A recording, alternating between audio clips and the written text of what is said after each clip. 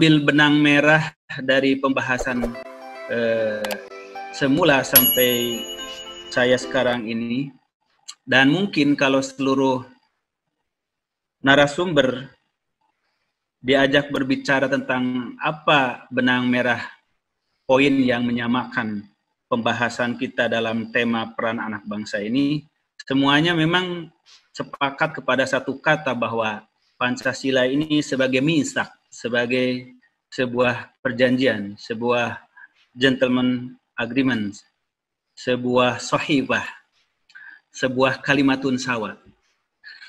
Karena memang fakta-fakta ilmiah menyatakan itu. Tidak ada lagi yang lebih penting saya kira dari fakta yang menegaskan Pancasila sebagai kalimatun sawat, sebagai misak, sebagai piagam yang mempersatukan kita. Nah, oleh karena itu, ketika kita berbicara tentang peran anak bangsa di dalam menjaga, mengawal, dan mengamalkan Pancasila, ini juga tidak akan lepas dari pandangan kita sebagai anak bangsa terhadap sebuah misak, terhadap sebuah piagam. Sebagai anak bangsa yang lahir dan dibesarkan dari lingkungan nilai-nilai agama, khususnya Islam, tentu kita paham betul apa nilai dan makna sebuah piagam, apa nilai dan makna sebuah misak, di mana banyak sekali dalam referensi kitab suci kita, Al-Quran maupun hadis Nabi, yang berbicara tentang nilai sebuah misak, baik misak dengan Tuhan, dengan Allah, pencipta alam semesta, maupun misak dengan sesama manusia. Dan kita berbicara konteks misak, konteks piagam, perjanjian, kesepahaman dari berbagai sudut pandang ketika membicarakan falsafah bangsa. Kalau kita berangkat dari konteks misak ini, maka ada proses yang tadi telah diuraikan oleh Dr. Fahri. Memang untuk mencapai kepada sebuah misak, sebuah agreement, itu mulai proses yang cukup panjang, dan semua pihak telah mengeluarkan dan mengemukakan argumen sekuat mungkin apa yang menjadi prinsip dasar pemikirannya. Nah, dalam hal ini dari kalangan ulama-ulama Islam dan kalangan cendekiawan-cendekiawan nasionalis sekuler telah mencapai titik temu.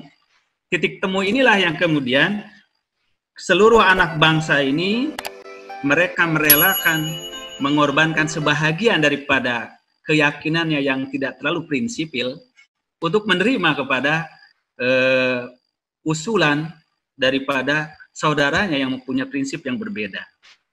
Nah, oleh sebab itu, proses lahirnya misak ini yang diawali dari perdebatan 29 Mei, kemudian 1 Juni, kemudian dilanjut lagi tanggal 22 Juni, sehingga menjadi rumusan yang disepakat.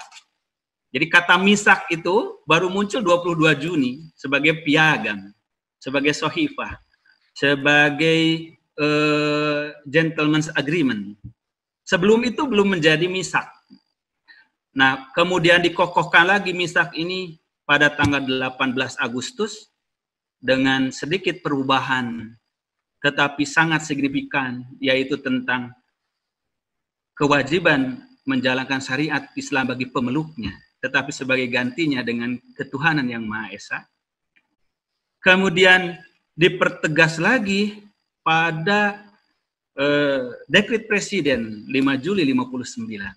Jadi kalau kita berbicara Pancasila dalam konteks gentleman agreements dan dalam konteks piagam, dalam konteks kesepakatan dan kalimatun sawat, tiada lain itu bermula dari 22 Juni, 18 Agustus sampai kepada 5 Juli. Nah, lalu bagaimana kalau ada upaya-upaya untuk menarik lagi pembicaraan itu ke belakang, memutar arah jarum jam ke belakang? Saya kira inilah yang dalam konteks agama kita, dalam konteks Islam, sebagai upaya untuk membongkar kembali sebuah tenunan yang sudah demikian rapih, yang dalam bahasa Al-Quran dikatakan surah An-Nahl ayat yang ke-91 ya. Allah Subhanahu wa ta'ala 92 An-Nahl Allah firmankan, wala takunu kallati naqadat ghazlaha min ba'di quwwatin ankasan. Jangan sekali-kali kalian seperti seorang wanita ahli tenun yang ia susah payah merajut benang-benang itu menjadi kain yang rapih, menjadi sebuah kain yang sempurna. Tetapi ketika telah sempurna itu, dia membongkar kembali tenunannya itu. Sehingga menjadi cerai-berai lagi. Di mana tenunan yang sempurna itu dibingkai oleh bordir dari luarnya itu yang mengokohkan seluruh jalinan tenunan itu yang dianyam sedemikian rupa dengan susah payah. Tidak ada saya kira sebuah ketekunan, keuletan yang dalam sebuah pekerjaan melebihi keuletan seorang penenun. Tetapi betapa disayangkan oleh Al-Quran ketika pekerjaannya sudah selesai, susah payah itu kemudian diurai kembali. Nah, kalau kita ambil permisalan ini ke dalam konteks berbangsa bernegara kita, di mana Pancasila adalah anyaman, tenunan yang telah begitu susah payah dilakukan oleh seluruh komponen bangsa. Dalam hal ini oleh BPKUP, Badan Penyelidik Persiapan Kemerdekaan, sampai panitia kemerdekaan, sampai didekretkannya oleh Presiden Soekarno. Ini adalah proses tenunan yang panjang, yang membutuhkan keuletan, kesabaran, dan pengorbanan. Lalu kalau kemudian kita ingin mencoba mengurai lagi tenunan ini ke belakang, sehingga kita memulai dari awal lagi, tentu ini sangat membahayakan bagi bangunan kehidupan berbangsa bernegara. Nah, karena itulah dalam konteks ini saya yakin kaum muslimin menyadari bahwa memang kesepakatan Piagam Jakarta ini, walaupun seperti ditegaskan oleh Menteri Agama ya di zaman Orde Baru, zaman Pak Harto, di mana Pak Alamsyah Ratu Prawira Negara dengan tegas mengatakan bahwa Pancasila ini adalah hadiah terbesar. Pancasila ini adalah kado yang terbesar diberikan oleh umat Islam bagi bangsa ini, di mana mereka berpegang teguh kepada Pancasila sebagai misak, sebagai piagam, sebagai perjanjian bersama mendirikan bangsa ini. Maka kalau ini coba diungkit lagi, pelanggaran terhadap kesepakatan, terhadap janji, inilah awal daripada sebuah ancaman kesatuan, keutuhan kita kehidupan berbangsa bernegara. Maka ketika kita berbicara tentang peran anak bangsa, tidak mungkin yang berkorban itu hanya salah satu pihak saja. Tetapi harus semua pihak mau berkorban, melepaskan egois masing-masing untuk mencapai cita-cita bersama, yaitu cita-cita kehidupan berbangsa bernegara, untuk mewujudkan apa? Yaitu mewujudkan kedaulatan Indonesia, yaitu melindungi segenap tumpah darah bangsa Indonesia. Kemudian yang kedua, mencerdaskan kehidupan bangsa, kemudian mewujudkan kesejahteraan, kemakmuran bagi seluruh rakyat bangsa Indonesia, dan kemudian bagaimana kita bisa berperan dalam kehidupan global, yaitu menjadi bagian yang aktif di dalam menciptakan perdamaian. Nah, saya kira kalau seluruh anak bangsa ini, yang kita tidak bisa pungkiri bahwa masih ada perbedaan-perbedaan penafsiran terhadap kesepakatan ini. Tetapi penafsiran masing-masing kelompok itu, selama itu menjadi pemahaman internalnya, tentulah tidak akan menjadi ancaman bagi keutuhan bersama. Karena sebuah perjanjian bersama tentu mempunyai dua ruang yang berbeda dari orang yang bersepakat. Selama itu penafsiran-penafsiran individual, penafsiran-penafsiran kelompok tidak dipaksakan untuk menjadi penafsiran tunggal bagi kehidupan berbangsa bernegara, itu saya kira sebuah yang sah-sah saja.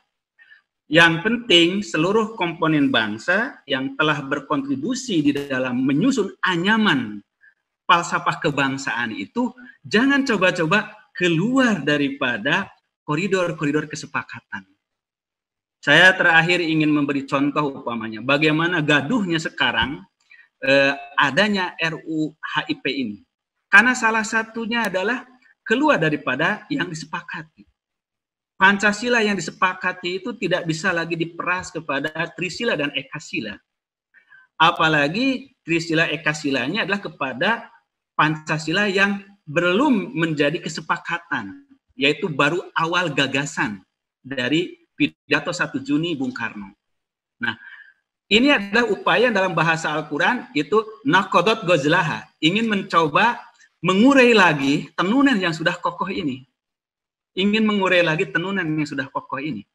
Nah, tetapi kalau kita mau jujur, maka kalaupun mau Pancasila itu diperas ke dalam satu kata saja, itu harus kembali kepada konsep yang disepakati, yaitu Undang-Undang Dasar 45, pasal 29 ayat 1, Pancasila diperas menjadi satu, yaitu negara berdasarkan ketuhanan yang Maha Esa. Jadi Ekasilanya Pancasila itu ada dalam ketuhanan yang Maha Esa. Bukan sebaliknya, malah ketuhanan yang Maha Esa dan sila yang lain dilebur menjadi gotong royong yang tidak ada tertuang di dalam kesepakatan itu. Nah, ini sebagai salah satu contoh betapa akan gaduhnya ketika dua pihak atau beberapa pihak dari komponen bangsa ini yang sudah menyepakati sebuah rumusan kemudian telah tertuang secara jelas dan nyata, baik itu redaksionalnya maupun penafsiran, kemudian coba ditarik lagi ke belakang dengan ada maksud-maksud tertentu. Nah, tentu ini seperti yang dirukiskan oleh Al-Quran tadi. Kita jangan mencoba mengurai lagi tatanan falsafah bangsa yang sudah kokoh ini. Ini saya kira poin-poin penting yang dapat saya sampaikan, yang pada prinsipnya memang kita semua sulit untuk mencari perbedaan. Karena memang fakta-fakta historis, fakta-fakta filosofis, fakta-fakta yuridis, semuanya memang menunjukkan itu. Kecuali memang pihak-pihak yang tadi saya katakan ingin mencoba menarik jarum jam ke belakang. Dan tentu kita sebagai bangsa ikut bertanggung jawab bagaimana menjaga warisan yang amat berharga dari seluruh komponen bangsa ini, dan ini hadiah terbesar dari kita umat Islam. Janganlah hadiah terbesar ini kemudian akan disia-siakan, apalagi akan dikhianatinya. Dan kita sebagai umat Muslim mempunyai prinsip ketika perjanjian dikhianati, Allah mengizinkan kepada kaum muslimin untuk melawan pengkhianatan itu. Barakallahu fikum. Wassalamualaikum warahmatullahi wabarakatuh. Waalaikumsalam warahmatullahi wabarakatuh. Barakallahu fikum Ustadz atas materi yang diberikan. Ada beberapa manuskrip dari materi Ustadz JJ sebelum ke pemateri berikutnya sebagai catatan untuk peserta. Pancasila juga disebut sebagai misak atau kesepakatan, dan juga diambil dari surah Nahl ayat 92, juga dianalogikan sebagai tenunan. Nah, dalam berbangsa sebagai tenun kebangsaan. Dan itu merupakan kesepakatan yang baru lahir pada tanggal 22 Juni 1945, dan di sanalah dipromulgasikan dan diintrodusir misak itu atau as-sohifa atau gentleman agreement yang kita kenal kemudian dengan Pancasila.